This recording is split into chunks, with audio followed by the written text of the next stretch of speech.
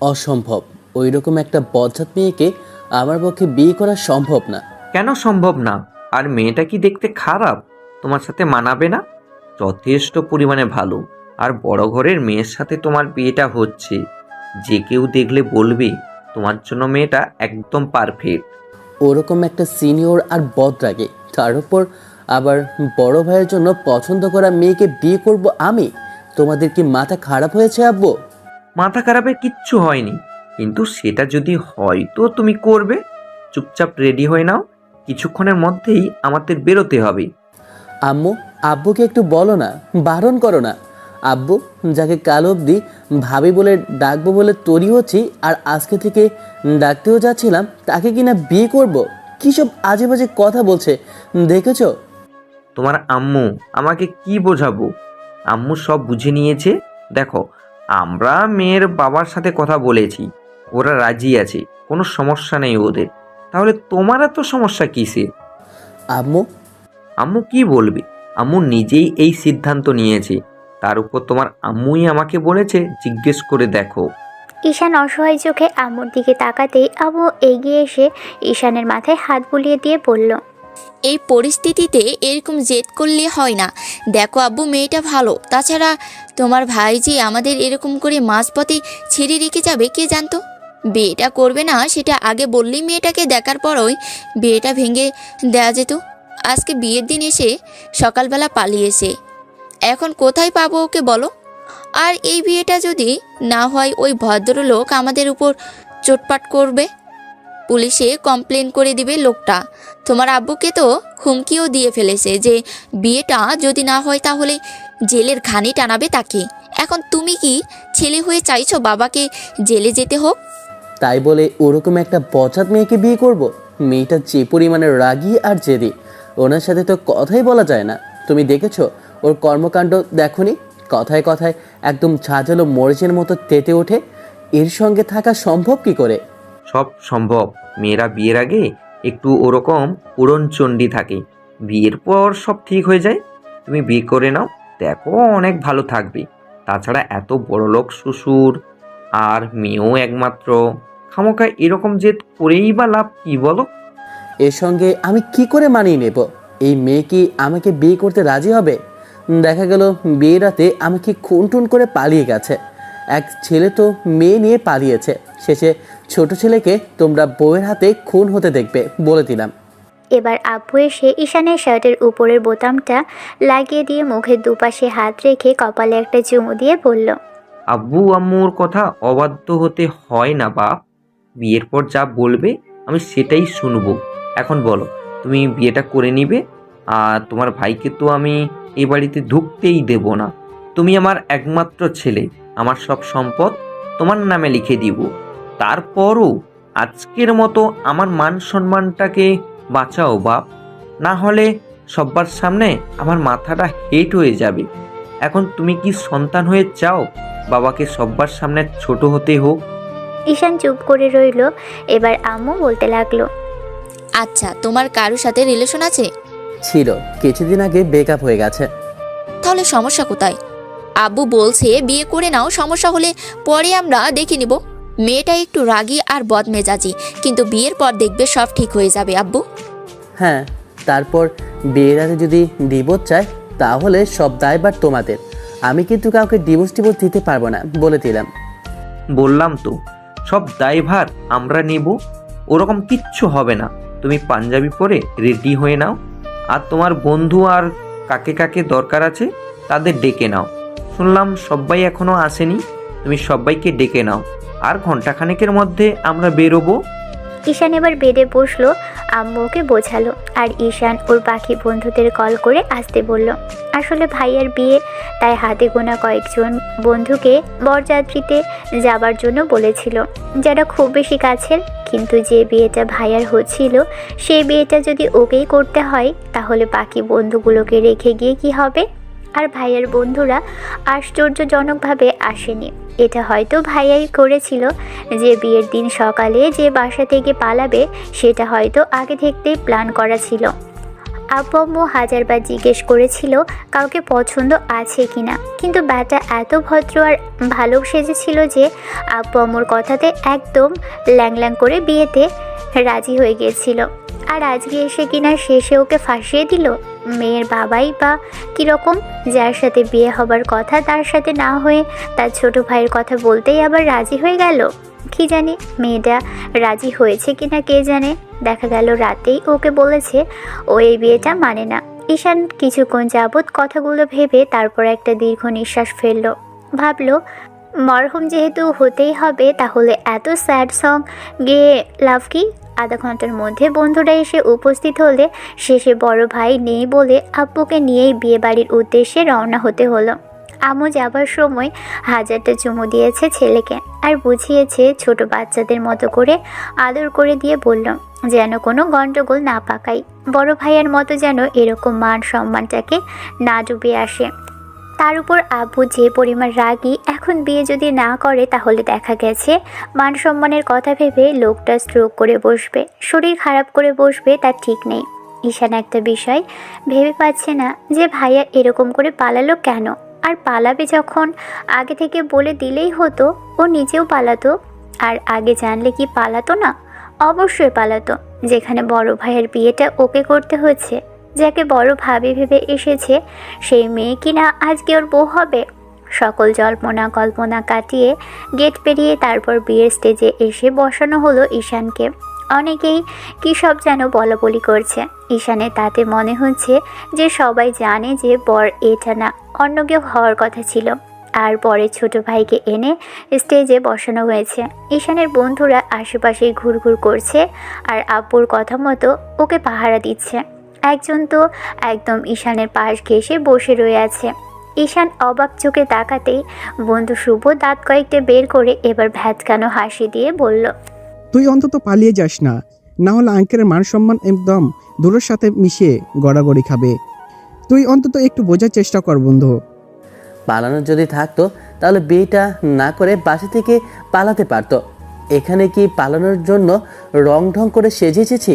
শোনো, বরবেশে যখন এসেছি তাহলে বিয়েটা করে তবেই বাড়ি যাব।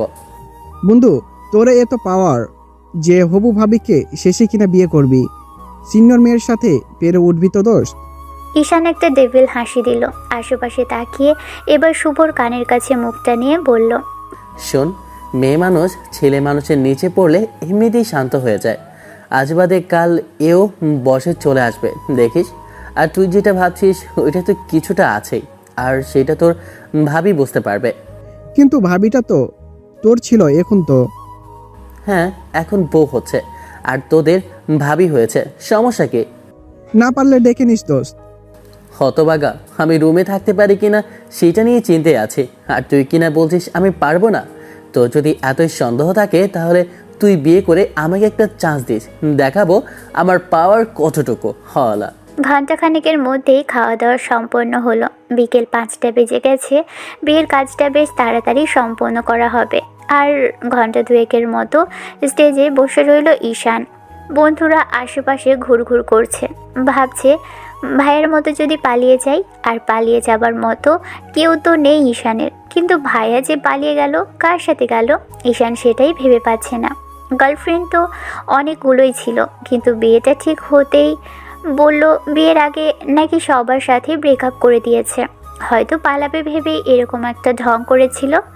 বজ্জাত ভাইটা একবার বাসায় আসুক, তারপর বোঝাবে মজা। অন্যদিকে আব্বু তো বলল যে ত্যায্যপুত্র করেই ছাড়বে ভাইয়াকে। তাহলে কি শেষে ভাইয়াকে আর বাসাতেই ঢুকতে দিবে না? ঈশান কথাগুলো ভেবে মনে মনে এক প্রকার খুশি হলো। কোথাকার কোন মেয়ের জন্য শেষে কিনা এরকম একটা বড়লোক শ্বশুরকে হাতছাড়া করলো। ভদ্রলোকের একটাই মেয়ে, তার উপর এত সব বিজনেস আর বাড়ি গাড়ি। দিন শেষে সব কিছু ঈশানেরই হবে ভেবে ভিতরে কেমন একটা অন্যরকম অনুভূতি হচ্ছে। শেষে সবাই বলবে যে শ্বশুরের টাকায় চলে, আর চলবেই বা কেন। আবার পরক্ষণেই মনে হয়েছে আজকে রাতে আবার মেয়েটা ওকে মেরে বাসা থেকে চলে যাবে না তো, নাহলে ডিভোর্স চাইবে না তো। কথাগুলো ভেবেই এখনও অবধি কোনো কুল কিনারা করে উঠতে পারেনি। কিছুক্ষণ বাদেই কাজে এসে সব কাজকর্ম শুরু করলো। এবার আব্বু এসে সামনে দাঁড়িয়ে রইল। মেয়ের বাবাও সেখানেই দাঁড়িয়ে আছে। কিছুক্ষণ বাদে মেয়েকে নিয়ে আসা হলো, ওর পাশে বসানো হলো। ঈশান একবার তাকাতেই খেয়াল করলো মেয়েটা এক হাতে আরেক হাত ধরে রেখে বসে আছে আর বারবার কেমন যেন আঙুল মোচড়াচ্ছে। ঈশান ভাবছে হয়তো কিছুটা নার্ভাস, ইচ্ছে করছিল এই মুহূর্তে হবু ভাবি অর্থাৎ ওরফে বউকে দেখতে, কেমন লাগছে সেটা দেখতে। কিন্তু পাশ থেকে বন্ধু শুভ বলে উঠল, হতভাগা, এরকম চোখ দিয়ে গিলে খাস না, রাতে সব কিছুই দেখতে পাবি, এখন চুপচাপ থাক। ঈশান স্বাভাবিকভাবেই সব ফর্মালিটিস পূরণ করে তারপর বিয়েটা সম্পন্ন করলো। কিন্তু আশ্চর্যের বিষয়, মেয়েটা কোনো রকম একটু দুঃশব্দও করলো না। তাহলে কি বিয়েতে রাজি হয়েছিল ভদ্রমহিলা? আর হবে নাই বা কেন? আব্বু আম্মুর সম্মান বাঁচানোর জন্য হয়তো হয়েছিল, না হলে যখন ঈশানের নামটা কাজী বলল তখন তো মেয়েটা রিজেক্ট করবে ভেবেছিল ঈশান। কিন্তু না, সে এত ভদ্র হয়েছিল যে এরকম স্বাভাবিক আর শান্তশিষ্ট মেয়ে আর পৃথিবীতে দ্বিতীয়টা নেই। সবশেষে ঈশানকে যখন মেয়ে সমেত শ্বশুরমশাই বিদায় দিয়েছিল তখন ওর একটা হাত দু হাতের মুঠোয় নিয়ে কেঁদে ফেললো ভদ্রলোক আর বলতে আরম্ভ করলো, আমি জানি আমার মেয়েটা একটু বদমেজাজি আর রাগী, কিন্তু ওকে বোঝানো হয়েছে আর স্বামীর বাড়িতে গেলে মেয়েরা আস্তে আস্তে স্বাভাবিক হয়। যখন বুঝতে শিখবে ওইটাই ওর আপন ঘর, তখন দেখবে তোমার সাথে খুব ভালোভাবে মানিয়ে নিবে। তোমার যদি কখনো কিছুর প্রয়োজন হয় বাবা, আমাকে অবশ্যই বলবে। আমি ভাবতে পারিনি যে আজকে তোমার সাথে এরকম একটা পরিস্থিতির মধ্যে দিয়ে মেয়েটার বিয়ে হবে। আর এই মুহূর্তে করার বা কী ছিল বলো? আমি জানি তুমি মন থেকে রাজি হওনি, তোমার আব্বুর সম্মানটা বাঁচানোর জন্য বিয়েটা করতে হয়েছে।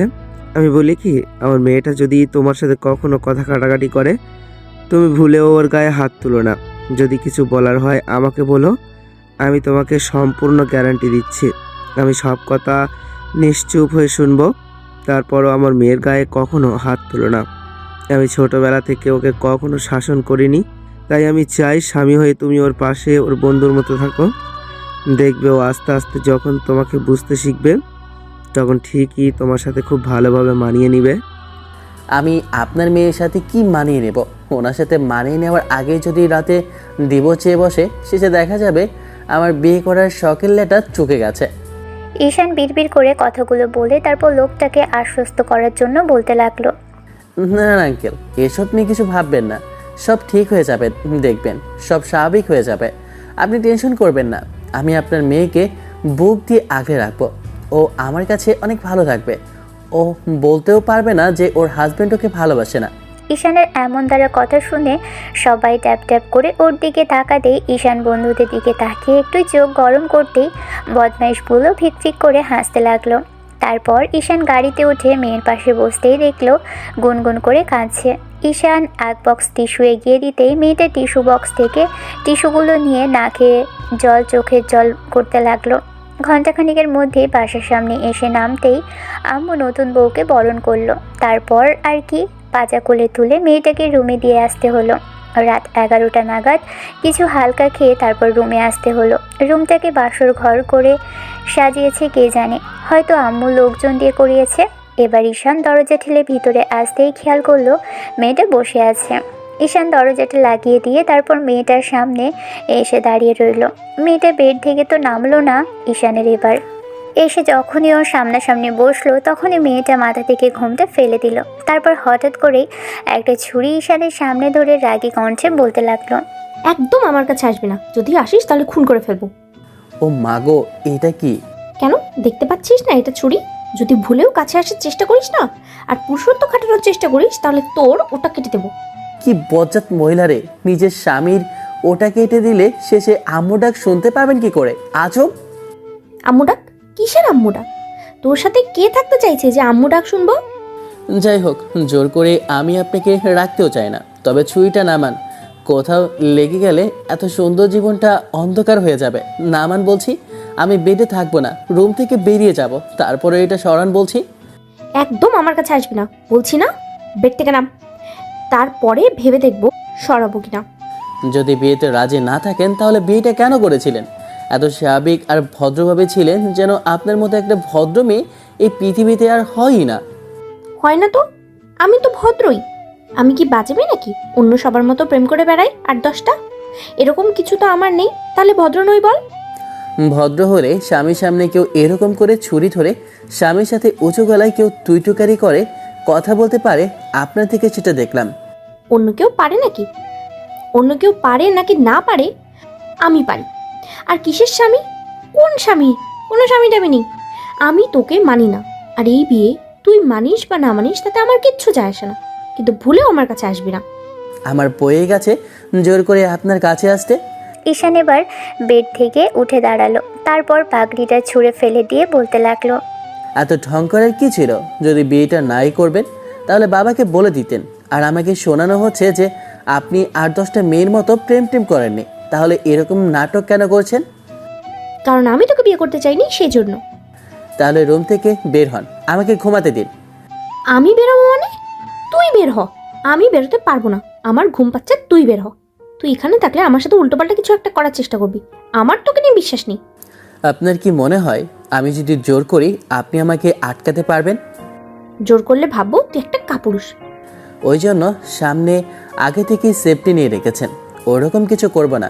আচ্ছা, আমি না হয় কাপুরুষ, সেজন্য বিয়েটা করে নিয়েছি, কিন্তু আপনি তো বীর পুরুষ। এই বজ্জাত, আমি বীর পুরুষ মানে? আমি একটা মেয়ে, তুই একটা মেয়েকে পুরুষ বানিয়ে দিলি? সরি থুকু, না মানে আসলে বীর মহিলা বলতে হয় আপনাকে। যদি তাই না হয় তাহলে বাবাকে বলতে পারেননি যে বিয়েটা করবেন না? আয়রার মাথা নিচু করে রইল। তখন কিছু একটা ভাবতে নিলেই ঈশান ওর হাতে থাকা ছুরিটা ধরে আস্তে করে নিয়ে নিল আর বলতে লাগলো, দেখুন ম্যাডাম, এগুলোর কোনো দরকার নেই। আপনি যেমন আপনার বাবার কথায় বিয়ে করেছেন, আমিও তেমনি করেছি। আপনার যদি আমার সাথে থাকতে হয় থাকবেন, আর না থাকতে চাইলে আপনি আপনার আব্বুকে বলে দিবেন আপনি থাকতে পারবেন না। আব্বু আম্মুকে বলে ডিভোর্স নিয়ে চলে যাবেন। এত জোর করে থাকার কোনো দরকার নেই। না আমি আপনাকে কোনো বিষয়ে জোর করব, না আপনার কাছে আসার চেষ্টা করব। আর হ্যাঁ, আপনার যদি কোনো বয়ফ্রেন্ড টয়ফ্রেন্ড থাকে তাকে কল করে নিয়ে যেতে বলতে পারেন, আমার কোনো আপত্তি নেই। ঈশানের কথাতে আয়রা হয়তো কিছুটা অবাক হলো, কারণ একটু আগে যে ছেলে জোর করার কথা বলছিল সেই কিনা এখন আবার ওকে ডিভোর্সের কথা বলছে নিজে থেকে। যদি থাকতে নাই যায় তবে চলে যেতে পারে। আয়রাকে ভাবতে দেখে ঈশান একটু হাসার চেষ্টা করে বলল, কি হলো, কি ভাবছেন? না মানে আসলে একটু আগেও তো বললেন যে আপনি আমায় জোর করবেন, তাহলে এখন আবার চলে যাওয়ার কথা বলছেন যে? আজব, বিয়েটা তো মন থেকে করেননি। তাছাড়া আমার এই মুহূর্তে বিয়ে করার কথা ছিল না। যাকে ভাবি বলবো কালকে থেকে সেই আজকে আমার সাথে বিয়ে করেছে, আমার বউ হয়েছে, তাকে মানিয়ে নেওয়ার কথা চিন্তা করা আর 7 আপ খেয়ে মাতাল হওয়া একই কথা। আর সবচেয়ে বড় কথা, আপনার মতো বদমেজাজি মেয়ের সাথে কেউ মানিয়ে নিতে চাইবেই না। তবে রে বজ্জাত বেটা, আমি বদমেজাজি তাই না? তাহলে তোকে দেখাবো আমি কতটা বদমেজাজি। এই তো শুরু হলো তো, এই জন্যই বোধ হয় ভাই আপনাকে রেখে পালিয়েছে, তাই না? না হলে এত রাগী মেয়েকে কেই বা বিয়ে করতে চাইবে? আপনার কি মনে হয় না আপনার রাগটা অতিরিক্ত পরিমাণে? আমার মতো একটা ছোট বাচ্চা ছেলেকে এরকম করে ভয় দেখাতে আপনার কি একটু বিবেকে বাঁচছে না? ঈশান বাচ্চা ফেস করে কথাগুলো বলতেই এবার আয়রা ফিক করে হেসে ফেলল। তারপর দু হাঁটুতে ভর দিয়ে হাসতে হাসতে বলল, এই তো বলছেন আপনি পিচ্ছি, তাহলে আবার বয়সে বড় নিজে থেকে সিনিয়র একটা মেয়েকে কি করে বিয়ে করতে পারলেন? আপনার তো ভয়টা থাকা উচিত যে বয়সে বড় মেয়েকে বিয়ে করলে শাসন করে একদম রফা দফা করে ফেলবে। কি করব বলুন, করতে চাইনি তো, কিন্তু আব্বুর কথাতে করতে হয়েছে। যাই হোক, আপনার যদি কিছু বলার থাকে আমার আব্বু আম্মুকে বলবেন, কারণ ওরা আমাকে জোর করে নিয়ে গিয়েছিল। আর আপনার আব্বু আম্মুকেও বলে দেবেন, দেখবেন সবাই সবটা নিজেরা থেকে শেষ করে দেবে। এখন আমাকে একটু ঘুমাতে দিন প্লিজ। আয়রা কিছু বলতে যাবে তার আগেই ঈশানের ফোনটা বাজতে লাগলো। তার মধ্যেই আয়রা বলতে আরম্ভ করলো, আপনি আমার সাথে বেডে শুতে পারবেন না, এখান থেকে যান, দূরে গিয়ে ঘুমান, আর ভুলেও কিন্তু রাতে। 1 মিনিট দেখি কোনো হতভাগা এই মুহূর্তে আবার আমাকে ডিস্টার্ব করার জন্য কল দিল। একে তো ফুলসজ্জার রাত, এরকম একটা বউ পেয়েছে, তার সাথে একটু রোমান্টিক সময় কাটাবো তা না, কে আবার ডিস্টার্ব করে? সে কোন হতভাগা? ঈশান একটা ডেভিল হাসি দিয়ে কথাগুলো বলে ফোনটা বের করতেই ওর ভ্রু কুঁচকে গেল। এ কি, এত ভাইয়ার নাম্বার? এ কি, এ তো ভাইয়ার নাম্বার। ঈশান তাড়াহুড়ো করে নাম্বারটা রিসিভ করতে একটা হুঙ্কার দিয়ে উঠল। উপাস থেকে কিছু বলার আগেই বলতে লাগলো, কথা হতভাগা উল্লুক ফল্লুক, তুমি একটা আর কি, তোমার কোনোদিনও ভালো হবে না, তোমার বিয়ে হবে না, তোমার বউ হবে না, তুমি কখনো ভালো হবে না। দিন শেষে আমাকে ফাঁসিয়ে গেলে না? তোমার জন্য আমাকে ঝামেলায় পড়তে হবে। দেখো, আব্বু বলে দিয়েছে তোমাকে ত্যায্য পুত্র করে দেবে, তারপর দেখো সব কিছু আমার নামে করে দেবে, তখন কেমন লাগবে বলো? ঈশান থামার আগেই ওপাশ থেকে একটা মিষ্টি কণ্ঠস্বর ভেসে আসলো। ভাইয়া, আমি তোমার ভাইয়া নই, আমি তোমার ভাবি। তোমার ভাইয়ার সাথেই আজকে আমার বিয়ে হয়েছে। ঈশান কিছুক্ষণ চুপ করে থেকে তারপর ভাবলো যে রাগ যখন দেখিয়েছে তাহলে আরেকটু না হয় দেখা। কথাগুলো ভেবেই আবারও বলতে লাগলো, কোনো ভাইয়াটাই নেই, আমি কারো ভাইটাই না। তোমরা আমার সাথে যেটা করেছো সেটার পর তোমাদের কোনো ভাইটাই থাকতে পারে না। তোমরা অন্যায় করেছো আমার সাথে। আর শোনো, তোমরা যেটা করেছো সেটার পর যদি ভেবে থাকো আব্বু তোমাদের মেনে নেবে, তাহলে সেটা তোমাদের ভুল ধারণা। আর ওই হতভাগা আমাকে কল করতে বলেছে না, ওকে একবার ফোন দাও, তারপর দেখাচ্ছে মজা। কত বড় সাহস, বিয়ে করবে বলে শেষে নিজের জন্য পছন্দ করা একটা হাড়ে বজাত মহিলাকে আমার ঘরে চাপিয়ে দিয়ে এখান থেকে দৌড়ে পালিয়েছে। ওর তো কখনো ভালো হবে না বলে রাখলাম। অন্যদিকে ঈশানের বলা এরকম কথা শুনে আয়রার রাগে ফুঁসছিল আর ভাবছিল একবার কলটা কাটলে ওর উপর একদম দমকা হাওয়া থেকে ঝোড়ো হাওয়া বইয়ে দিবে। ছেলেটার কত বড় সাহস, ওকে কিনা বজ্জাত মহিলা বলে। অন্যদিকে ঈশানের ভাইয়াকে একগাদা কথা শোনাতে লাগলো। এবার ভাবির হাত থেকে ভাইয়া ফোনটা নিয়ে বলতে লাগলো, ভাবি কল করেছে, ভাবি তোর সাথে কথা বলছে। ভাবির সাথে একটু ভদ্রভাবে কথা বলতে হয় না? আর তুই কি না ভাবিকে এত সব কথা শোনাই দিলি? নতুন ভাবির সাথে কেউ এমন করে কথা বলে? আমাকে ভদ্রতা শেখাতে হবে না, একদম কথা বলবে না তুমি। তোমার সাথে কোনো কথা নেই। ভদ্রতা তুমি কি জানো? ভদ্রতা যদি জানতেই তাহলে বিয়ের দিন সকালে এরকম বাসা থেকে পালাতে না। তোমার যদি ভদ্রতা থাকতোই তাহলে বিয়েটা করে নিতে। আর বিয়েটা যদি নাই করবে, মেয়েটা দেখার পর অন্তত বারণ করে দিতে পারতে। আমার গলায় ঝুলিয়ে দিয়ে তারপর পালানো হয়েছে। কাপুরুষ একটা। এরকম একটা মেয়েকে বিয়ে করে শেষে আমার জীবনটাই নষ্ট হলো। কোন জন্মের শত্রু ছিল তোমার সাথে আমার? আয়রা রাগ করলেও বুঝতে পারলো যে ঈশান বড় ভাইয়ের সাথে, অর্থাৎ যার সাথে ওর বিয়ে হওয়ার কথা ছিল তার সাথে কথা বলছে। বিষয়টা বুঝতে পেরে আয়রা তাড়াহুড়ো করে উঠে দাঁড়ালো। তারপর ঈশানের হাত থেকে ছো মেরে ফোনটা নিয়ে কানে দিয়ে বলতে লাগলো, এই যে মিস্টার ইমন, শোনেন, আপনি খুব ভালো করছেন। না হলে আপনার মতো একটা কাপুরুষকে বিয়ে করার থেকে আমার এই ছোট্ট ভাইটাকে বিয়ে করা আমার জন্য অনেক ভালো ছিল। কারণ কেন বলেন তো? গার্লফ্রেন্ড থাকতে কি না সে বিয়েতে রাজি হয়েছে, তারপরে আবার যদি আমাকে বিয়ে করতো, তারপরে ওই মেয়েটার সাথেও যদি সম্পর্ক রাখতেন, বিয়ের পরেও সে পরকীয়া করে বেড়াতো। ওই রকম স্বামী থাকার চেয়ে না থাকাই ভালো। আয়রাও একগাদা কথা শোনালো ইমনকে। ইমন কিছুক্ষণ যাবৎ চুপ করে থেকে এবার আয়রার উদ্দেশ্যে বলতে লাগলো, আয়রা, আমি জানি যেটা করেছি সেটা অনেক বড় অন্যায় করেছি। প্লিজ তুমি একটু শান্ত হও। দেখো, ঈশান অনেক ভালো ছেলে। ও আমার থেকে তোমাকে অনেক বেশি ভালোবাসবে। আয়রা, ওর কারোর সাথে রিলেশন নেই, আমার ছিল, কিন্তু ওর কারোর সাথে রিলেশন নেই। ও শুধু তোমাকেই ভালোবাসবে। দেখো, আমার ভাইটার সাথে থাকার চেষ্টা করো। ঈশান তোমাকে নিজের থেকেও বেশি ভালোবাসবে। আর হ্যাঁ, ওর সাথে মানিয়ে নিও, কেমন? ও হয়তো একটু একটু একটু দুষ্ট। আর তুমি যে পরিমাণ রাগী, দেখা গেছে প্রতিনিয়ত ঝামেলা হয়েছে দুজনে, কিন্তু মানিয়ে নিতে পারলে সবটা ঠিক হয়ে যাবে। এই মুহূর্তে তোমার আমার উপরে রাগ হওয়াটাই স্বাভাবিক। আয়রা, আমি চাইনি এরকম কিছু করতে, কিন্তু করতে বাধ্য হয়েছি। আচ্ছা, তুমি বলো, তোমার যদি বয়ফ্রেন্ড থাকতো তুমি কি বিয়ে করতে? আব্বু হুটহাট করে কথা দিয়ে ফেললো, আর আমি বলার আগে এরকম করে একটা ঝামেলার মধ্যে আমাকে পড়তে হলো। উপায় না পেয়ে যে মেয়েটাকে ভালোবাসি তার জন্যই চলে আসছে। আমি পারতাম না ওকে ছেড়ে অন্য কাউকে বিয়ে করতে। তাই আমাকে মাফ করে দিও প্লিজ আয়রা। আপনার বিয়ে না করার হলে আমাকে বলতে পারতেন, আমি নিজে বিয়েটা ভেঙে দিতাম। কেন কাপুরুষের মতো এরকম একটা কাজ করলেন বলেন তো? আমি কি এতটাই বেশি খারাপ ছিলাম যে আমাকে বিয়ে করা যেত না? আয়রা, তুমি অনেক ভালো একটা মেয়ে। আমি জানি তুমি আমার ভাইকে অনেক ভালোবাসবে, অনেক ভালো রাখবে। আমি তোমাদের কথা দিচ্ছি, তোমাদের জন্য যা করার লাগে আমি। তোমাকে আর কিছু করতে হবে না ভাইয়া, কারণ তুমি বাসায় আসতে পারবেই না। আব্বু যে পরিমাণে রেগে আছে তাতে তোমাকে আর কিছুই করতে হবে না। তুমি এমনিতেই এই বাসা থেকে আউট হয়ে গেছো, তাই আমাদের এত ভুজুম বাজুম দিয়ে লাভ নেই। এখন বউ নিয়ে হানিমুন করতে থাকো। সেটা বললে কি হয় ভাই বল? তোর ভাবিকে নিয়ে আমি কতদিনই বাইরে থাকবো? তাছাড়া 1 মাস 2 মাস, তারপর তো বাড়িতে ফিরতেই হবে বল। তোকে তো কিছু একটা করতে হবে আমাদের জন্য, তাই না? তুই যদি আমাদের দিক থেকে মুখ ফিরিয়ে নিস তাহলে কি করে হবে বলো? পুরে পাস, এই জন্য তুমি আমাকে কল দিয়েছো? এত বড় একটা বিপদের মুখে ফেলেই এখন আবার আসো তেল দিতে?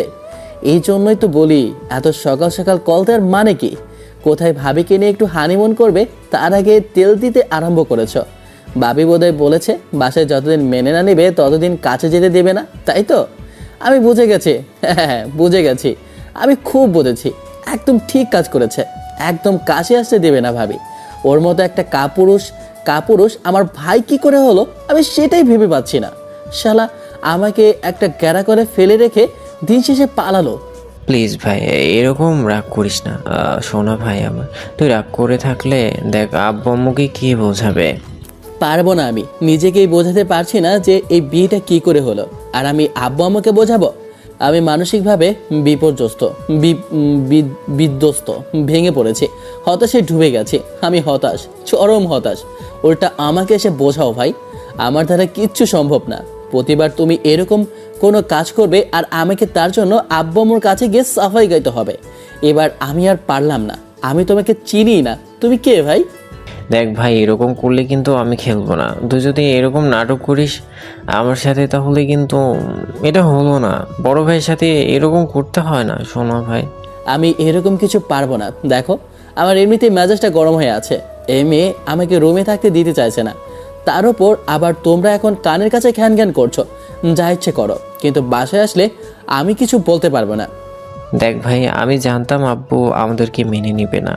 প্রেমা আমার মামার বাসায় থেকে বড় হয়েছে, তোর ভাবির কেউ ছিল না। আমি এই কথাটা বলতে পারিনি, যাকে এত ভালোবাসি তাকে ঠকাতে পারিনি, তাই বিয়েটা আমি করতে পারিনি। আমি আব্বু আম্মুকে বলেছিলাম বিয়েটা যেন তোর সাথেই করাই, তখন মান সম্মান বাঁচানোর জন্য হলেও তোর সাথেই বিয়েটা দিবে, তাই আর কি। তাই আর কি? এরকম একটা দাজ্জাল মহিলাকে আমার গলায় ফাঁসালে, তাই তো? এর সাথে আমি সংসার করবো কি করে? এ আমাকে সারা জীবন টানা টানা করে ফেলবে।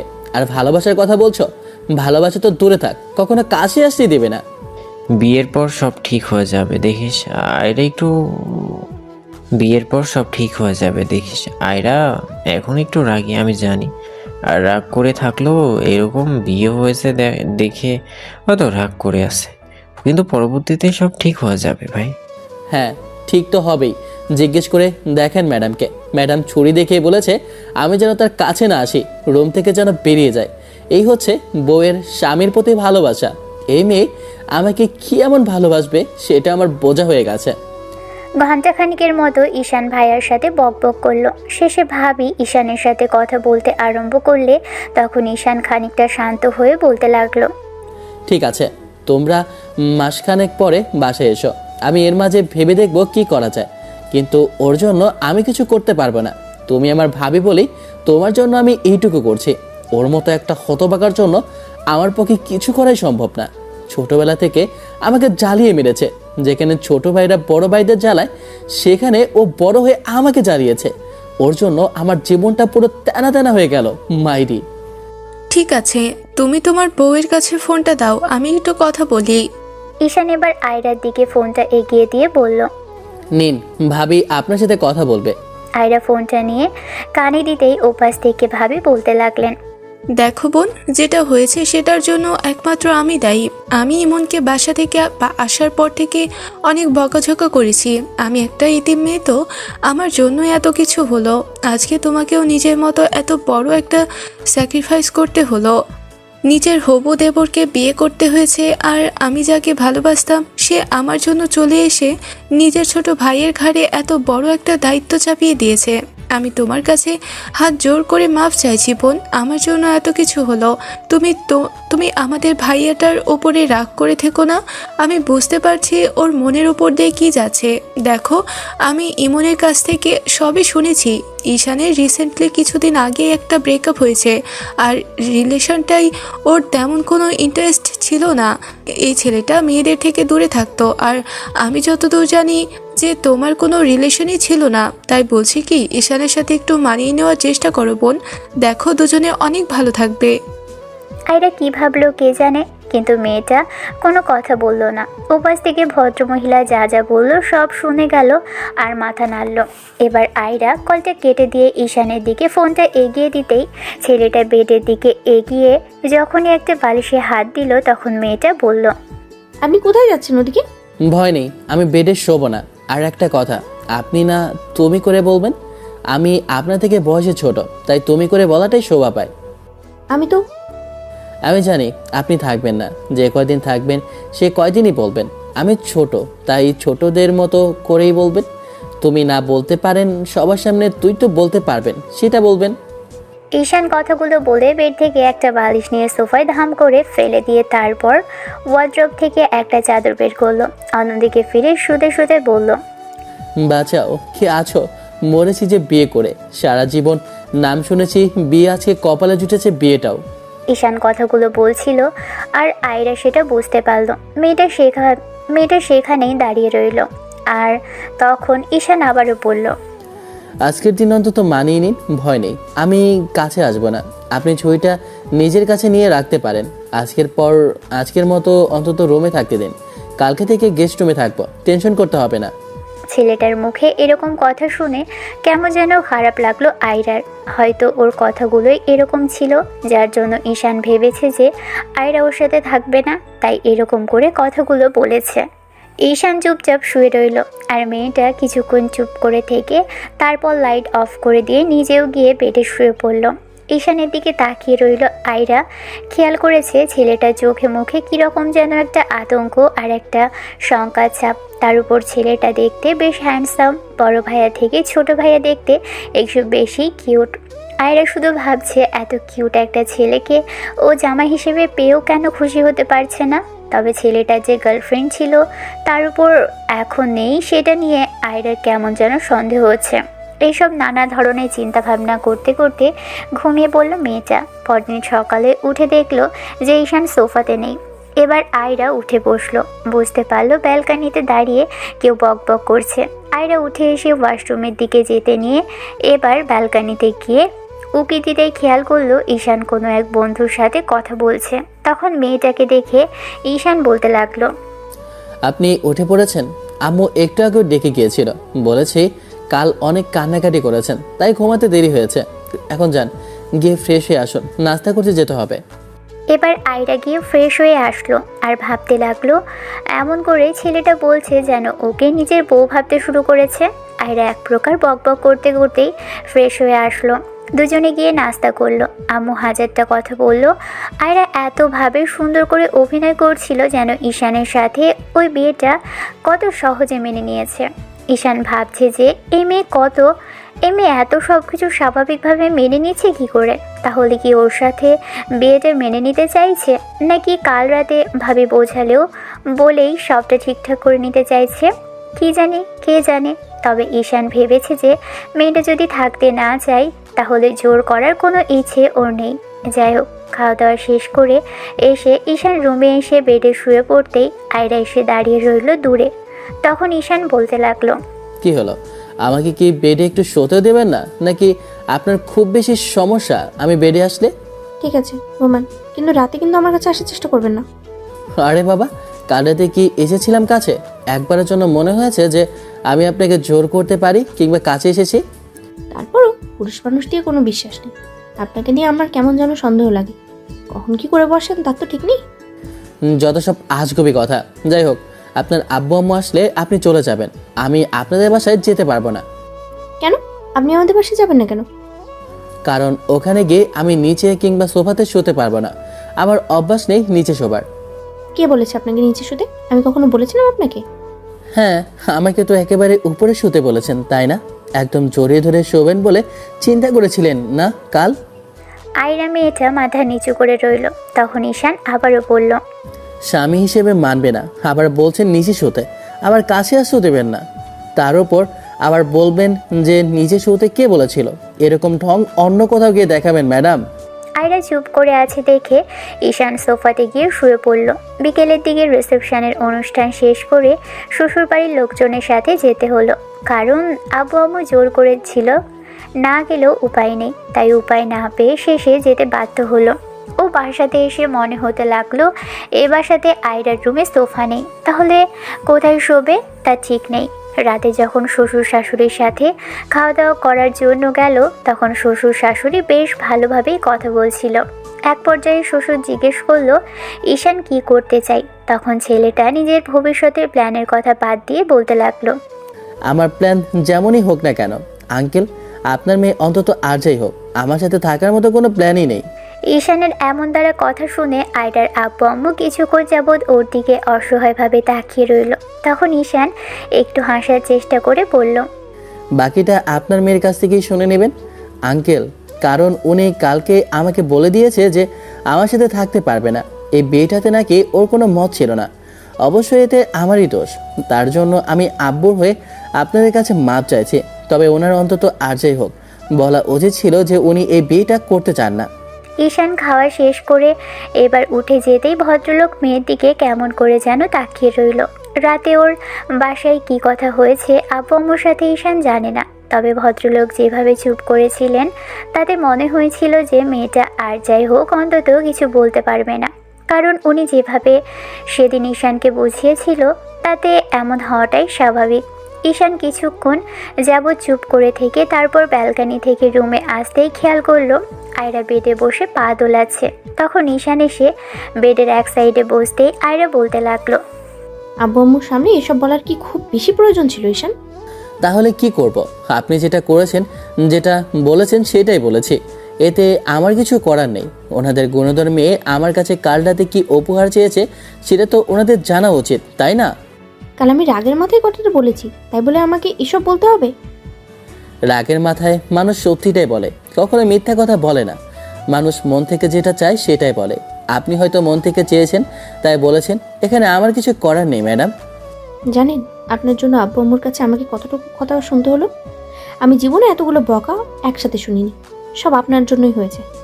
আপনি আপনি এরকম করে আব্বু আম্মুর কাছে না বললেও তো পারতেন। আজব তো, আপনি আমার কাছে ডিভোর্স চেয়েছেন, সেটা আব্বু আম্মাকে বলতে হবে না? আপনি তো এরকম কিছুই চেয়েছেন, তাহলে আমি কেন বলবো না? সব দোষ আমার ঘরে নিতে পারবো না। আয়রা চুপ করে রইল। তারপর কিছু একটা ভেবে মেয়েটা বলতে লাগলো, বললাম তো রাগের মাথায় বলেছি। সত্যি যদি এরকম না হয়, আপনার কি মনে হয় আমি আপনার সাথে থাকতে পারবো না কিংবা থাকতে চাই না? কালকে আপনার কথাতে তেমনটা মনে হয়নি। আমার মনে হয়েছে আপনি আর যাই হোক অন্তত আমার সাথে থাকবেন না। এখন থাকবেন কিংবা না থাকবেন সেটা আপনার একান্ত ব্যক্তিগত ব্যাপার। যাই হোক, আমি অন্তত আর এসব বিষয় নিয়ে আপনার সাথে কোনো কথা বলতে চাইছি না। আমি যেমন আপনার আব্বু আম্মুর কাছে বলে দিয়েছি, তেমনি আপনিও বাসায় গিয়ে বলে দিবেন আমি আপনার সাথে থাকতে চাই না। তাহলে দুজনের দোষ একদম দুজনের ঘাড়ে চলে যাবে। ব্যাস, ক্লিয়ার হয়ে গেল সবটা। বিয়েটা কাল হলো আর আপনি ডিভোর্সের কথা বলার জন্য উঠে পড়ে লেগেছেন। কাল রাতে কতবার যে আপনি এই কথাগুলো বলেছেন সেটা আপনি ভালো জানেন। আমি কি আপনি কখনো বলেছিলাম যে আপনি এতগুলো কথা আমাকে শোনান? কেন? আপনার সাথে থাকলে কি আপনার খুব বেশি ক্ষতি হবে? নেই, তবে আপনি থাকতে পারবেন না। আমার যতদূর মনে হয় আপনার পক্ষে সম্ভব না আমার সাথে থাকা। যদি আপনার ধারণাকে আমি মিথ্যে করে দিই তখন কি হবে ঈশান? তাহলে আমি খুশিতে পাগল হয়ে যাব। যেমন আপনার সাথে বিয়ে হওয়াতে আমি খুশি হয়ে পাগল হয়ে গিয়েছিলাম, তেমনি। এরকম করে বলতেছেন কেন সবসময়? আপনাকে কখনো বলেছি আপনার সাথে বিয়ে হওয়াতে আমি খুশি নই? ওই জন্যই তো কাল দেখলাম নাচতে নাচতে আমার সাথে একদম বাসরটা করে ফেলেন, তাই না? যাই হোক ম্যাডাম, এসব নিয়ে আপনার সাথে ঝামেলা করার কোনো ইচ্ছেই আমার নেই। আমি বুঝতে পেরেছি আপনার আমার সাথে বিরক্ত লাগে, কিন্তু কিছু করার নেই। আমার সাথে যে কটা দিন আছেন সহ্য করে নিতে হবে। আমার সাথে আপনাকে থাকতেই হবে। আয়রা কিছুক্ষণ যাবৎ চুপ করে থেকে তারপর কিছু একটা ভাবতে লাগলো। ঈশান এবার আয়রাকে উদ্দেশ্য করে বলতে লাগলো, একটা চাদর দিন তো, আমি নিচে শুয়ে পড়ি। আমার ভালো লাগছে না, কেমন যেন মাথাটা ধরেছে, একটু ঘুমাই। আর আপনার সাথে ভকভক করে দিন শেষে সেই ঝামেলাই পড়বো। যে কদিন আছেন সেই কদিন একটু ভালোভাবে থাকেন, তাতেই হবে। আর এত কথা আমি বলতে চাইছি না এইসব বিষয়ে। যখন ডিভোর্স হবে তখন দেখা যাবে। আয়রা এবার কিছু একটা ভেবে ওয়ার্ড্রপ থেকে একটা বালিশ বের করলো। ঈশান বেশ খানিকটা অবাক হলেও এবার মেয়েটা বলতে লাগলো, নিচে শুতে হবে না, আপনি উপরে শুয়ে পড়ুন আমার পাশে। আমার শোয়াটা ভালো নয় ম্যাডাম। শেষে গায়ের ওপর হাত পা চলে গেলে দেখা গেছে আমাকে থাপ্পড় খেতে হবে। আমি এমন কিছু করতে পারবো না। বউয়ের হাতে থাপ্পড় খেলে সেটাতে বিবেককে অনেকটা লাগবে। লাগলে লাগবে, আপনার জড়িয়ে ধরার ইচ্ছে হলে ধরবেন, যা ইচ্ছে তাই করবেন, তারপর চুপচাপ থাকেন। এত বেশি কথা বলেন কেন? হ্যাঁ, সবসময় বেশি কথা বলাটা আমার ছোটবেলা থেকেই অভ্যাস। কি করবো বলেন, বেশি কথা বলতে বলতে বড় হয়েছে, সেই জন্যই বলি। দুজনে বকবক করতে করতে ঘুমিয়েছে। কখন ঘুমিয়েছে কে জানে। তবে দুজনের মাঝখানে একটা বড় কোলবালিশ ছিল। সকালবেলা উঠে ঈশান ভেবেছিল যে কোনো কোলবালিশটার রাতে অন্তত সরে যাবে, আর সকালবেলা উঠে দেখবে ওই বদমেজাজি মেয়েটাকে জড়িয়ে ধরে রেখেছে। এমন কিছু দেখার পর হয়তো মেয়েটার হাতে থাপ্পড় খেতে হবে, কিন্তু তেমন কিছুই হলো না। কোলবালিশটা জায়গা মতোই ছিল। একটা দিন থেকে শ্বশুরবাড়ি থেকে যখন বাসায় ফিরল তখন খেয়াল করলো বাসাতে স্বাভাবিক পরিবেশ। তাহলে কি আব্বু আম্মু ভাইয়ার উপর রেগে নেই, নাকি সব কিছু স্বাভাবিক হয়ে গেল এত সহজে? ঈশান বাসায় আসতেই আম্মু আয়রার সাথে হাজারটা কথা বলল। আম্মুর সাথে মেয়েটা এত স্বাভাবিকভাবে কথা বলে যেন বিয়েটা ও কত সহজে মেনে নিয়েছে, কিন্তু বাস্তবে এর সাথে একটু স্বাভাবিকভাবে কথা বলতে চায় না। মেয়েটা এই বিয়েতে খুব বেশি খুশি নয়। দিন শেষে কেমন যেন লাগছে বিষয়টা ভাবতেই। একটা সিনিয়র মেয়েকে বিয়ে করতে হয়েছে, আর সেই মেয়ে কিনা ওর সাথে মানিয়ে নিতে পারছে না। এরকমটাই হয় নিজের হবু ভাবিকে বিয়ে করলে, এরকম হওয়াটাই স্বাভাবিক। ঈশান বিষয়টা ভেবে কিছুক্ষণ বেডে বসে রইল। এরই মাঝখানে আয়রা রুমে আসতেই ঈশান ফোনটা আর ওয়ালেট নিয়ে বেরিয়ে গেল। আয়রা কিছু বলল না, আর জিজ্ঞেসও করলো না কোথায় যাচ্ছে। ঈশান বন্ধুদের সাথে এসে আড্ডা দিতে লাগলো। তারপর যখন বাসায় ফিরবে তখন খেয়াল করলো রাত 8টা বেজে গেছে। ভাবলো কিসের কি বিয়ে আর কিসের কি বউ। যেখানে যেভাবে বিয়ে হয়েছে এতে করে মেয়েটাকে বউ বলার মতো কোনো উপায় আছে বলে ঈশান মনে করছে না। যাই হোক, বাসায় এসে আপু থেকে একগাদা কথা শুনতে হলো। কেন এত রাত করে বাসায় ফিরলো, নতুন বউ রেখে বাসায় থেকে বেরোনো যাবে না, আরও। রুমে এসে ফ্রেশ হতেই দেখলো মেয়েটা শুয়ে আছে। তখন ঈশান বলতে লাগলো, আপনার শরীর খারাপ করেছে ম্যাডাম? না, আপনি আসেননি তাই খেতে যাইনি। হঠাৎ এত পরিবর্তন, এর কারণটা তো আমি বুঝতে পারলাম না ম্যাডাম। হাজবেন্ডকে রেখে খেতে গেলে কেমন দেখায় না, সেজন্যই যাইনি। বাহ, ম্যাডাম কি আবার জামাইকে ভালোবাসতে আরম্ভ করলেন নাকি? ভেবেই তো আমার ভয় লাগছে। সবসময় এত মজা করে কথা বলেন কেন? ভালোবাসলে কি খুব বেশি ক্ষতি আছে নাকি? না, মেয়েদের ভালোবাসা খুব বেশি মারাত্মক, ওই জন্যই ভয় লাগে। যদি ভালোবাসতে গিয়ে শেষে নিজেকে হারিয়ে ফেলি। একজনের মিথ্যা নাটকে পড়ে দিন শেষে ঝামেলার মধ্যে জড়াতে হয়েছে। তারপর আবার আপনার ভালোবাসায় পড়ে যদি নিজেকে হারিয়ে ফেলি, তাতে দিন শেষে আমারই খারাপ লাগবে। তাই চাইছি না এরকম কিছু হোক। কেন? মেয়েদেরকে এত বেশি ভয় কেন আপনার? সেটা আপনাকে দেখে আপনি নিজেই বোঝে নিন যে কেন ভয় হয়। দুজনে গিয়ে খাবার খেয়ে আসলো। এমন করেই কাটলো কয়েকটা দিন। তবে মেয়েটার এরকম কর্মকাণ্ডের মাঝে মাঝে ঈশানের অবাক লাগে যে মেয়েটা কি করে ওকে ভালোবাসতে চায় নাকি ওর সাথে থাকতে চায় ঈশান বুঝতে পারে না। তবে কেন জানি মনে হয় আয়রা আজ বাদে কাল চলে যাবে, আর চলে গেলেই হয়তো আবার সেই সিঙ্গেল লাইফ লিড করতে পারবে ছেলেটা। কিন্তু মেয়েটা কেন যে ওর সাথে থাকতে চায় না কিংবা থাকতে পারবে না সেটা জানে না। আয়রার কোনো বয়ফ্রেন্ড নেই, তাহলে কেনই বা থাকতে চায় না? সকালে ঘুম ভাঙলো গত কয়েকদিনের মতো করেই নয়, আজকে দুজনকে জড়িয়ে ধরে রেখেছিল। ঈশানকে নিজের এত কাছে দেখে আয়রা খানিকটা বিরক্তি হয়ে ওকে জোর করে ছাড়ালো। তখন ঈশান বলতে লাগলো, সেই জন্য বলেছিলাম আমি আপনার থেকে দূরে থাকি, কিন্তু আপনি আমাকে বেডে শুতে বলছেন। এই দোষটা কি আমার? এই দোষটা আপনার। আপনি কেনই বা এরকম কিছু করতে বলেছিলেন? আয়রা বিরক্তি নিয়ে ওয়াশরুমে গেল। তারপর ঈশান ফ্রেশ হয়ে যখনই নাস্তা করতে যাবে এরই মধ্যে দরজায় কলিং বেল বাজতে লাগলো। এবার আম্মু গিয়ে দরজা খুলে দিল। দরজা খুলে ইমন ভাইয়া আর আরেকটা মেয়ে দাঁড়িয়ে থাকতে দেখেই কিছুক্ষণ হাঁ করে তাকিয়ে রইল। তখন আব্বু বলতে লাগলো, সাইলা, কে এসেছে? আর তুমি দাঁড়িয়ে রইলে কেন? না মানে আসলে ইমন এসেছে, ওই মেয়েটাকে নিয়ে এসেছে তাই আর কি।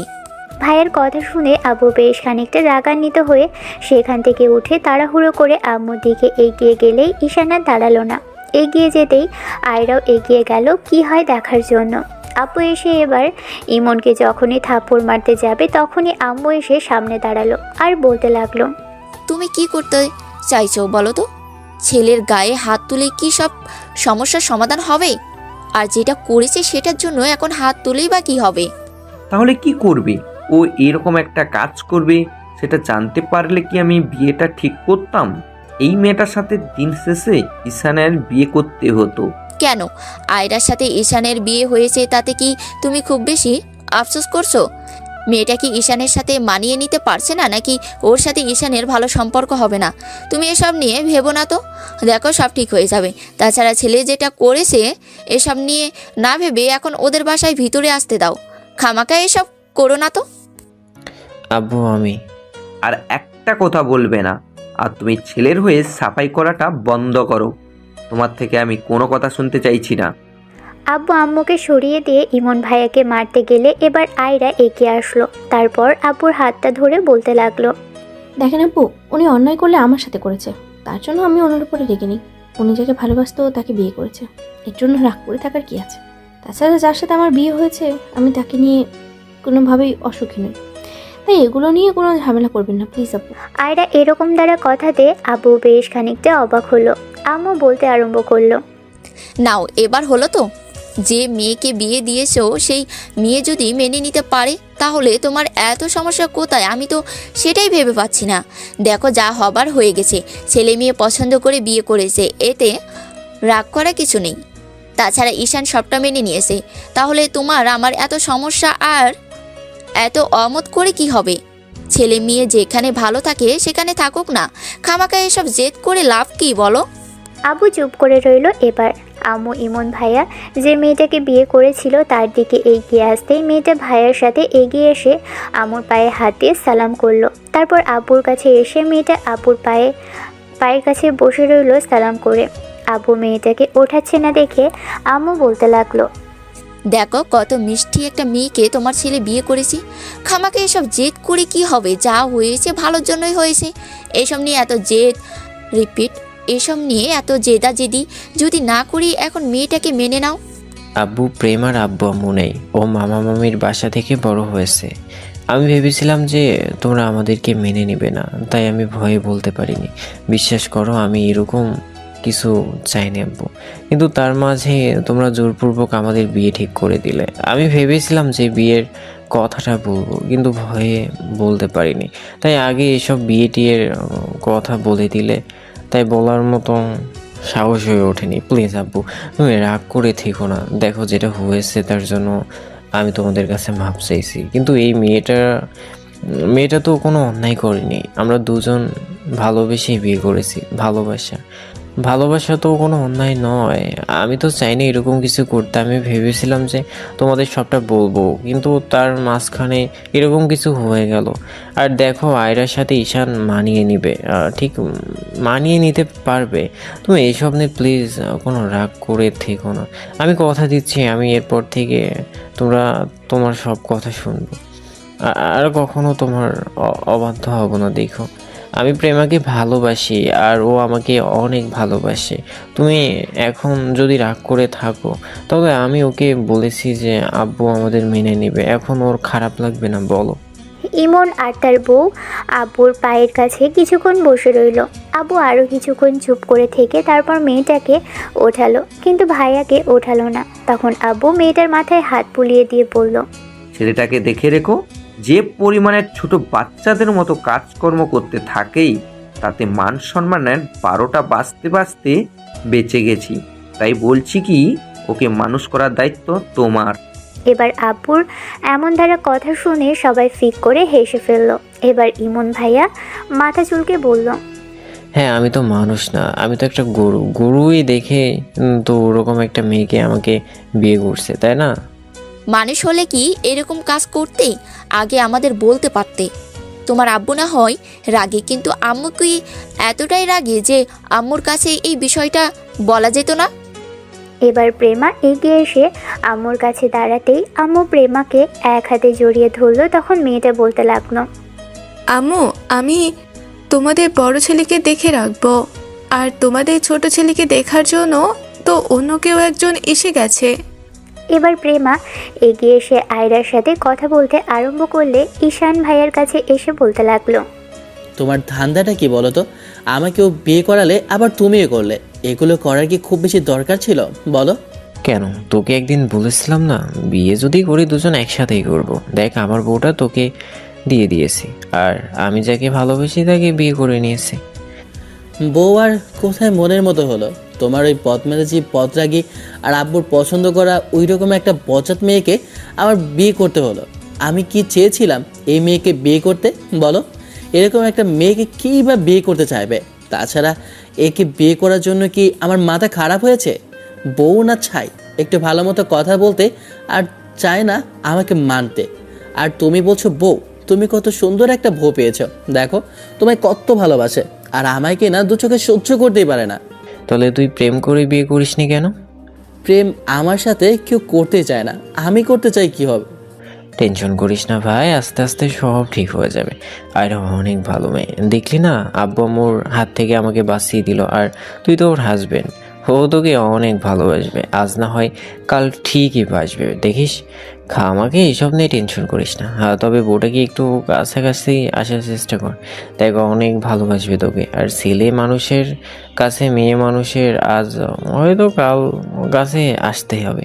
আমাকে এরকম করে কথা না বলে একটু বউয়ের কাছাকাছি আসার চেষ্টা করলেই তো বউ আর আটকাতে পারবে না। তাছাড়া কতদিনই বা দূরে থাকবে।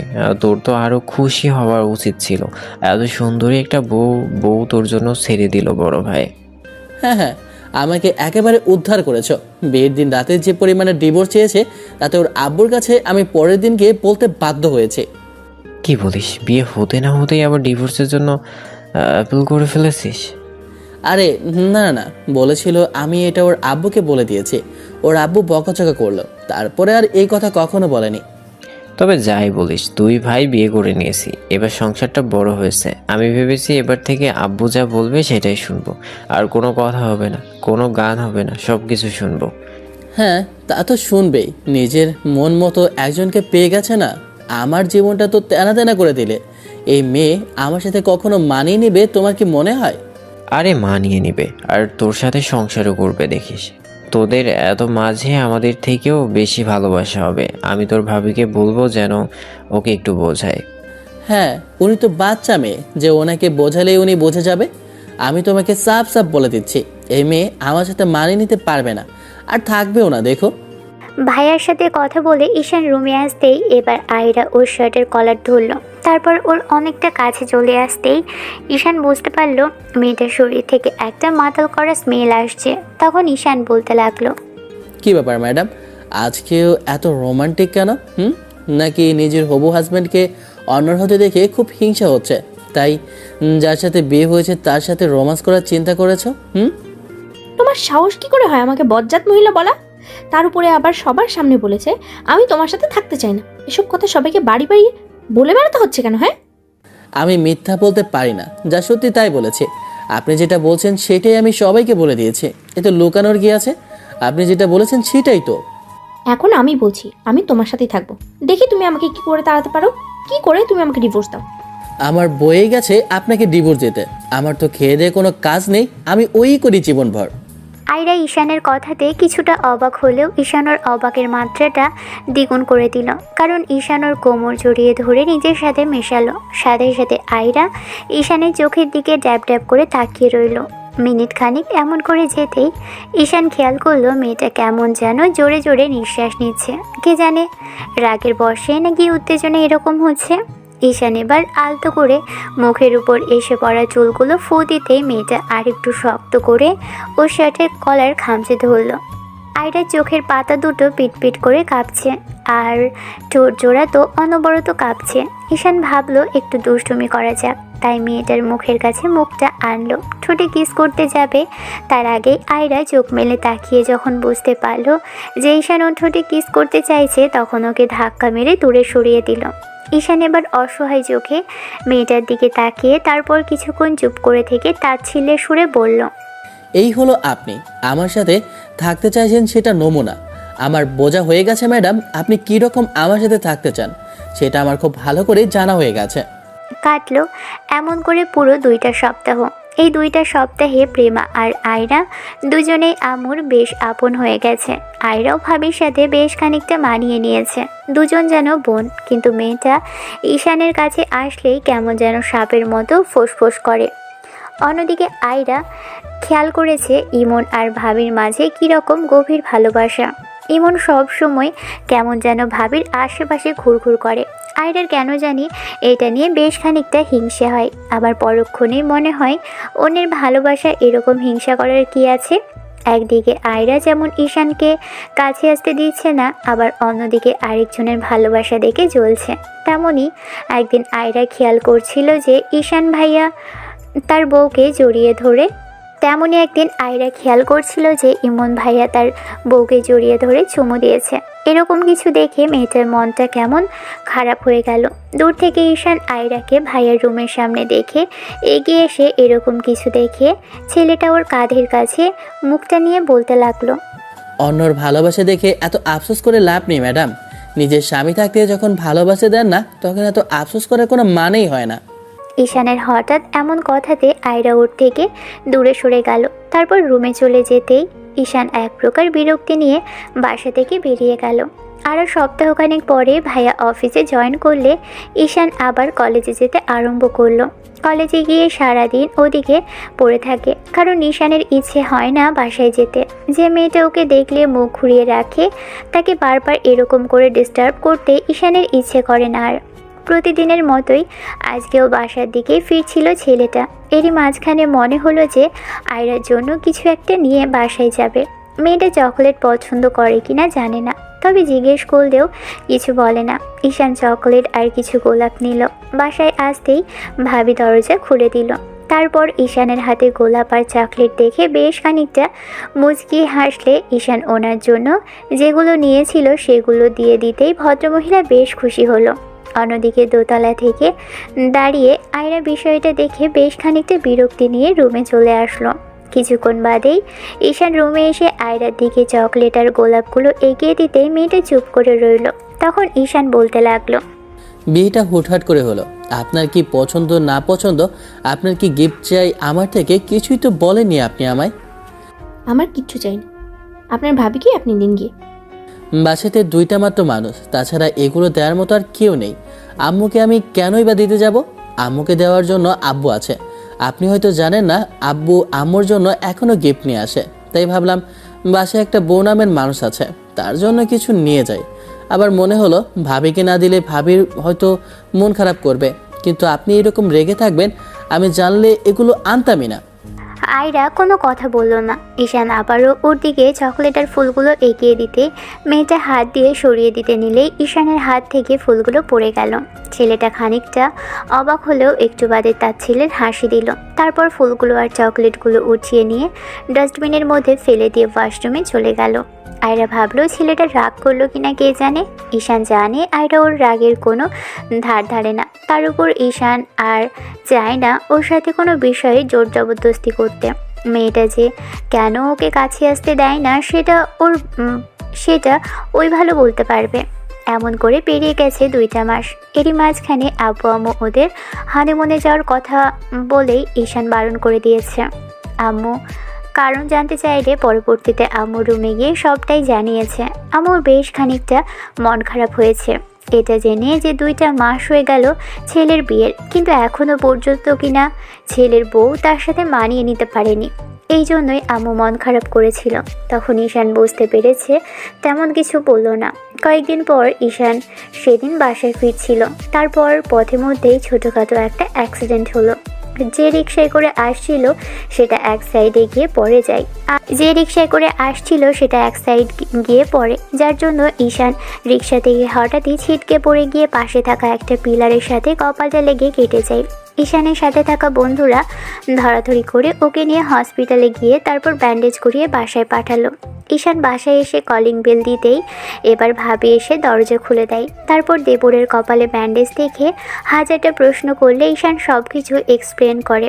রুমের দিকে আসতেই খেয়াল করলো আয়রা পেটে অন্যদিকে ঘুরে শুয়ে আছে। এরই মাঝখানে ঈশান ওর সামনে দিয়ে এসে তারপর বেড থেকে একটা বালিশ নিয়ে সোফায় গিয়ে শুয়ে পড়লো। একটু বাদেই আম্মু আর ভাবি তাড়াহুড়ো করে রুমে ঢুকলো। আর ছেলের এই অবস্থা দেখে এবার আম্মু এসে তাড়াহুড়ো করে বলতে লাগলো, এগুলো কি করে হলো? তুমি কি একটু দেখে শুনে চলাফেরা করতে পারো না? সব সময় এরকম তাড়াহুড়া করতে থাকো কেন? আয়রা বেডে শুয়ে আছে তো আছেই, কোনো কথাও বলছে না। কিন্তু যখন আম্মু আর ভাবির কথা শুনলো তখনই মেয়েটা উঠে বসতেই খেয়াল করলো ঈশানের হাতে আর কপালে ব্যান্ডেজ করা। এবার ঈশান একটু হাসার চেষ্টা করে বলল, কই তাড়াহুড়ো করতে থাকে, আমি তো ঠিকভাবেই আসছিলাম। রাস্তায় যদি অন্য কেউ উল্টাপাল্টা গাড়ি চালায় সে দোষ তো আর আমার না আম্মু। আর সামান্য কেটে গেছে, এসো না, এত বকাঝকা করার কি আছে? এবার ভাবি অবাক হয়ে আয়রার দিকে তাকিয়ে রইল। মেয়েটা একবারের জন্য কাছে আসলো না। ভাবি কিছু বলতে যাবে তার আগে ঈশান ওনার হাত ধরে আটকে দিয়ে ইশারায় বারণ করলো কিছু বলতে। মেয়েটা অবাক চোখে তাকিয়ে আছে তো তাকিয়েই আছে। আম্মু অনেকক্ষণ যাবৎ কথা বললো, তারপর চলে যেতেই আয়রা উঠে এসে ঈশানের সামনে দাঁড়ালো। মেয়েটা আসতেই ঈশান উঠে ব্যালকানিতে চলে গেল। ঈশানের ইচ্ছে হচ্ছে না এই মুহূর্তে আয়রার সাথে কোনো তর্ক বিতর্ক করতে, কারণ যে মেয়ে কিনা স্বামীর এরকম অবস্থাতেও চুপ করে থাকতে পারে সে সব কিছু সহ্য করে নিতে পারে। আর সহ্য করার কি আছে? আয়রা তো বিয়েটাই মানে না, সেখানে ওকে এসব বলে বা কী হবে? আয়রা এসে ঈশানের পাশে দাঁড়াতেই ছেলেটা সেখান থেকে বেরিয়ে গেল। তারপর ডাইনিংয়ে এসে সোফায় বসতেই ওর মাঝখানে ভাবি ওকে দেখে এক বাটি স্যুপ এনে সামনে দিতেই আম্মু এগিয়ে আসলো। ঈশান খেতে আরম্ভ করলে আম্মুর পাশে বসে ওর মাথায় হাত বুলিয়ে দিয়ে বলতে লাগলো, তোমাকে জোর করে সেদিন বিয়েটা দেওয়া আমাদের অন্যায় ছিল আব্বু। এখন বুঝতে পারছি তুমি কেন সব সময় বাসার বাইরে বাইরে গিয়ে পড়ে থাকো। সব আমাদের জন্য হয়েছে। আয়রা রুম থেকে সবেমাত্র বেরিয়েছে, সিঁড়ি দিয়ে নামতে যাবে তার মাঝখানে আম্মু এরকম কথা শুনতেই দাঁড়িয়ে পড়ল। ঈশান আবারও হাসার চেষ্টা করে বলল, ওটা কি বিয়ে ছিল নাকি? বিয়ে নামে নিজের সম্মান বাঁচানোর জন্যই তো আব্বু ওরকম করলো। ছাড়ো আম্মু ওসব কথা। 6 মাস গেলে এমনিতেই ডিভোর্স নিয়ে এখান থেকে চলে যাবে। খামাখা এসব নিয়ে ওনাকে কোনো জোর জবরদস্তি বা কোনো কিছু জিজ্ঞেস করো না। ইচ্ছে হলে থাকুক, না ইচ্ছে হলে চলে যাক, তাতে কার কি আসে যায়? আমি না অনেক বুঝিয়েছি ভাইয়া, কিন্তু তোমাদের আর কি দোষ? আমারই কপালে দোষ ছিল, তাই হয়েছে। না হলে দেখো, আজ পর্যন্ত কাউকে ভালোবাসতেই পারেনি, আর ভাইয়ের মতো করে কাউকে নিয়ে পালাতেও পারেনি। এসব কথা বাদ দাও, এসব ভালো লাগছে না আমার। রাতে জ্বর আসতে পারে, কারণ ব্যথা পেলে কিংবা আঘাত পেলে ছোটবেলা থেকে জ্বর আসার অভ্যেস ছিল। শেষে জ্বরের ঘোরে কি থেকে কি হবে তার ঠিক নেই। দিন শেষে ওকে ঝামেলায় পড়তে হবে, আর কোনো ঝামেলা চায় না ঈশান। বিয়েটাই যেখানে কোনো মূল্য নেই সেখানে এসব কি হবে? রাতে জ্বর আসেনি তাই আশ্চর্য হলো ঈশান। সকালবেলা উঠে ছেলেটা ফ্রেশ হয়ে বের হতে গেলে তখন ভাবি জোর করে ওকে বাসায় রেখে দিল। শেষে দুপুরের দিকে জোর জবরদস্তি করে ছেলেটা বাইরে গেল। সপ্তাহখানেক বাসাতেই আম্মু আর ভাবি জোড়াজুড়িতে থাকতে হলো। সপ্তাহের শেষে যখন কপালের ব্যান্ডেজটা খোলা হলো তখন বন্ধুদের নিয়ে একটা ট্যুরের ব্যবস্থা করলো ঈশান। তারপর নিজের অর্থায়নে ঘুরতে গেল সবাইকে নিয়ে, কারণ বাসায় থাকতে ভালো লাগে না। ওই মেয়েটার এরকম মুখ ঘুরিয়ে রাখা যায় ঈশানের মোটেও পছন্দ না। 2 সপ্তাহ যাবৎ ঈশান এদিকে ওদিকে ঘুরে বেরিয়েছে। যতবার মেয়েটা ওকে কল করেছে কিংবা যতবার আম্মু ঈশানের সাথে কথা বলেছে ততবার আয়রা ঈশানের সাথে কথা বলার চেষ্টা করলে তখন ঈশান ওর কলটা রিসিভ করতে ফোন কেটে দিয়েছে। মেয়েটা হাজারটা মেসেজ করলেও ঈশান একটাবারের জন্য মেসেজের রিপ্লাই দেয়নি। ঈশান জানেই না যে আয়রা ওকে এতগুলো মেসেজ করেছে কিংবা এতবার ওর সাথে কথা বলার ট্রাই করেছে। মেয়েটার কি হয়েছে কে জানে। তারপর বাসায় আসতেই খেয়াল করলো বাসাতে আয়রার আব্বু আম্মু আর কিছু আত্মীয় স্বজন। ঈশান বিষয়টা জিজ্ঞেস করতেই জানতে পারলো ওর ভাবি নাকি প্রেগনেন্ট। এমন একটা খুশির খবর শুনে ঈশান বেশ খানিকটা খুশি হলো আর ভাইয়াকে কংগ্রেস জানালো। ভাবি আর ভাইয়ার সাথে কথা বলে তারপর রুমে আসতেই খেয়াল করলো আয়রা গাল ফুলিয়ে বসে আছে। ঈশানের দিকে আয়রা তাকাতেই ঈশান একটু তাচ্ছিল্য করে হেসে ওয়াশরুম থেকে ফ্রেশ হয়ে আসতেই মেয়েটা এসে ওর সামনে দাঁড়ালো। ঈশান পাশ কেটে যেতে নিলেই আয়রা ওর হাত ধরলো। তখন ঈশান হাতটা ছাড়িয়ে নিয়ে বলল, কি সমস্যা আপনার? আমি তো সেটাই বুঝতে পারছি না। আমাকে ইগনোর করতেছো কেন? আমি তোমার সাথে কথা বলতে চাই। তোমার সাথে সেদিন থেকে কথা বলার চেষ্টা করছি, কিভাবে কি হলো একটাবার জানার চেষ্টা করছি, কিন্তু তুমি ইগনোর করছো। আমাকে কি তোমার মানুষ বলে মনে হয় না? আমাকে কি আপনার কাছে মানুষ মনে হয়? আমার তো মনে হয় না আপনি আমাকে কোনো মানুষ বলে ভাবেন। যদি তাই হতো তাহলে এরকম ইগনোর করতে পারতেন না। নিজের স্বামীর সাথে মানুষ কিভাবে আচরণ করে সেটা ভাবির থেকে দেখে শেখেন। ভাবি তার জামাইকে ভালোবাসে জানে, ভাবি জানে স্বামীকে কিভাবে আগলে রাখতে হয়। আর কাকে কি বলছি, আপনি তো বিয়েটাই মানেন না। আর স্বামী কি জিনিস সেটা তো বোঝেনি না, সব সময় জেদ আর রাগ নিয়েই বসে থাকেন। তবে আমার মনে হয় না আপনি কারোর সাথে সংসার করতে পারবেন, কারণ এত রাগ নিয়ে কোনো মেয়ে সংসার করতে পারবে না। স্বামীকে কাছে আসতে দিতে হয় সেটা জানেন তো? স্বামীর ভালোবাসাটা কেমন হয় সেটা বোঝার চেষ্টা করেছেন কখনো? একই ছাদের নিচে থেকে আকাশ পাতাল দূরত্ব আমাদের মাঝে। আর সেদিন যখন বাসা থেকে বের হলাম একটাবারের জন্য জিজ্ঞেস করলেন না কোথায় যাচ্ছে। আমি তো রাগ করি। তাহলে এত সহজে রাগ ভেঙেছে কি করে? রাগ করে থাকুন না, আপনাকে তো বারণ করিনি। রাগ করে থেকে আর 4.5 মাস পরে সুন্দর করে ডিভোর্স নিয়ে এখান থেকে বিদায় হবেন। আমার লাইফ এরকম কারোর দরকার নেই যে আমাকে বুঝতেই পারে না। ঈশান শেষের কথাটা বেশ জোর গলায় বলতেই আয়রা কেঁদে ফেলল। তখন ঈশান খানিকটা বিরক্তি নিয়ে বলল, চুপ, একদম চুপ, আর কোনো প্রকার নেগা কান্না করবেন না। এখন এসব করে আব্বু আম্মুর সামনে বোঝাতে চাইছেন আমি আপনার গায়ে হাত তুলেছি, আপনাকে বকাঝকা করেছি, তাই না? আপনার সাথে বিয়ে হবার পর থেকে আমার পুরো লাইফটাই হেল্প করে ফেলেছেন, আমার সব কিছু এলোমেলো করে ফেলেছেন। আর কি চাই আমার লাইফে আপনার? আজকে একটা কথা কান খুলে শুনে রাখুন, আপনি কারোর সাথে সংসার করতে পারবেন না। ভাইয়া আপনার কাছ থেকে পালিয়ে গিয়ে খুব ভালো করেছে, না হলে নিজের ভালোবাসাটাকে তো হারাতোই, এমনকি আপনার সাথে মানিয়ে নিতেও পারতো না। আপনার মতো একটা রাগে মেয়ের সাথে কেউ প্রেম করেনি কেন আমি এখন বুঝতে পেরেছি, কারণ আপনি কারো ভালোবাসা পাওয়ার যোগ্যই না। আয়রা ফুপিয়ে উঠতে লাগলো। ঈশান নিচে গিয়ে খেয়ে আসলো। ছেলেটা রুমে আসতেই আয়রা আবারও এসে ওর সামনে দাঁড়ালো। ঈশান বেশ খানিকটা রেগে গিয়ে বলতে লাগলো, আব্বু আম্মু এসেছে, তাদের সাথে বাসায় চলে যান, এত ঢং দেখাতে হবে না। এখন এত ভালোবাসা উঠতে ওঠার কারণ আমি বুঝতে পারছি। আব্বু আম্মুর সামনে ভালো হতে চাইছেন তো এগুলো করে আমার কাছে আর যাই হোক ভালো হতে পারবেন না। আয়রা ঈশানের একটা হাত দু হাতের মুঠোয় নিয়ে চুমু দিয়ে বলতে লাগলো, বিশ্বাস করো, আমি তোমাকে মেনে নিতে পারছিলাম না। যার সাথে বিয়ে হবার কথা ছিল তারই ছোট ভাইয়ের সাথে আমার বিয়ে হয়েছে। এটা কি এতটাই স্বাভাবিক বলো? আমি চাইছিলাম কিন্তু পারছিলাম না। তুমি বারবার এমন করে আমার কাছে আসতে চাইতে, তাই কিন্তু পারছিলাম না। নিজে থেকে বয়সে ছোট একটা ছেলের সাথে মানিয়ে নেওয়াটা কি এতটা সহজ ঈশান? আপনি চেষ্টাই করেননি, চেষ্টা করলে অবশ্যই পারতেন, কারণ আপনি চাননি আমার সাথে থাকতে। যাই হোক, যেটা চেয়েছেন যেটা ভেবেছেন সেটাই করবেন। আমি আপনাকে না কোনো বাধা বিপত্তিতে আটকে রেখেছি আর না জোর করে আপনার সাথে কোনো ফিজিক্যালি ইন্টিমেট হয়েছে। আপনি আগেও যেমন ছিলেন এখনও তেমনই ভার্জিনই আছেন, যে কারোর সাথে খুব নির্দ্বিধায় প্রেম করতে পারবেন, বিয়েটাও আবার করতে পারবেন। ঈশান হাতটা ছাড়িয়ে নিতেই আয়রা আবারও ওর হাত জোর করে ধরলো আর বলতে লাগলো, অন্য কাউকে তো আমার চাই না ঈশান, আমার তোমাকেই চাই। আমাকে আপনি কেমন চান সেটা এই কয়েকদিনে আমি খুব ভালো করেই বুঝে গেছি।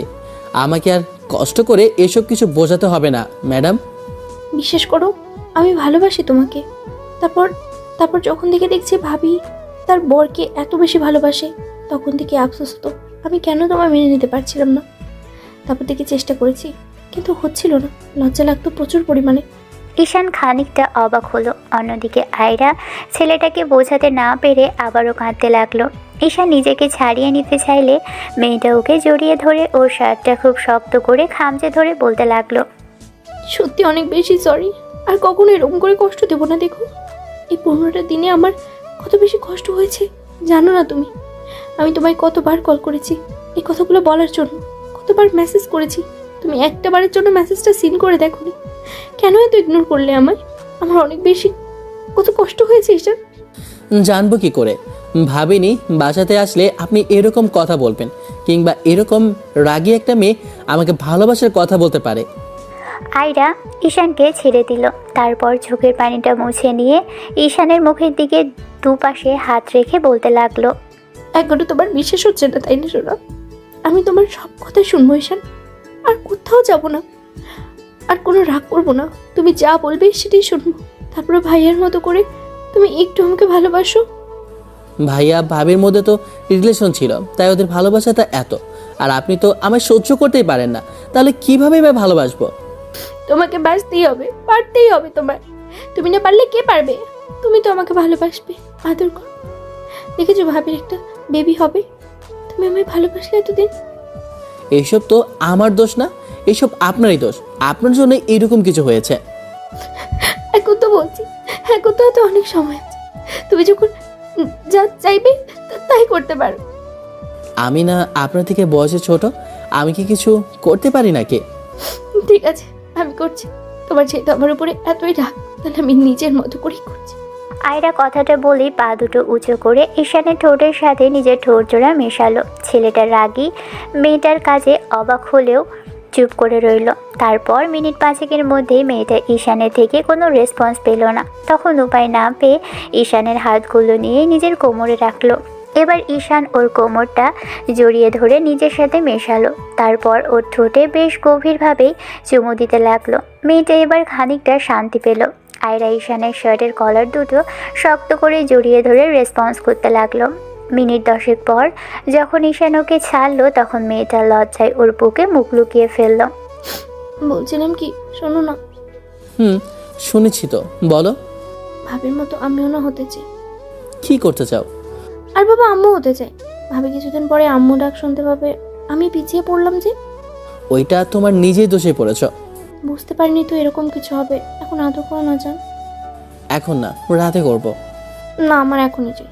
ঈশান বুঝতে পারলো মেয়েটাকে শান্ত করা যাবে না, তাই ওকে পাজা কোলে তুলে আয়রা ছেলেটার গলাটা জড়িয়ে ধরে ঠোঁটে ঠোঁট মেশালো। এরপর কি হতে পারে সেটা হয়তো আপনারা বুঝতেই পারছেন। ভালো থাকুক ভালোবাসা। দেখা হচ্ছে অন্য কোনো দিন অন্য কোনো গল্পে। ততদিন পর্যন্ত সুস্থ থাকবেন, ভালো থাকবেন, আমাদের সাথেই থাকবেন। ধন্যবাদ। আল্লাহ হাফেজ।